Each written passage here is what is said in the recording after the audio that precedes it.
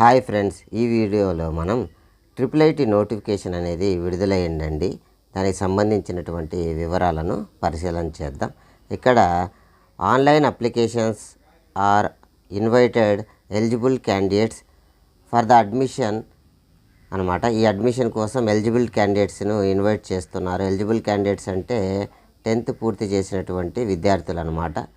6 years integrated BTech programme. 6 years integrated అంటే 2 years intermediate. దీన్నే PUC అని కూడా అంటారు. పియూసి అంటే ప్రీ యూనివర్సిటీ కోర్స్ అనమాట.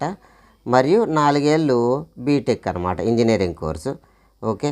In RGUKT AP campus Nuzvid, Idupulapaya, Ongole మరియు Srikakulam for the academic year of 2024-25. Interested candidate can apply online admission through AP online centres లేదా ఈ వెబ్సైట్ అనమాట. ఈ వెబ్సైట్ యొక్క లింకును కింద డిస్క్రిప్షన్లో మొదటి కామెంట్గా పిన్ చేయడం జరుగుతుంది, గమనించగలరు.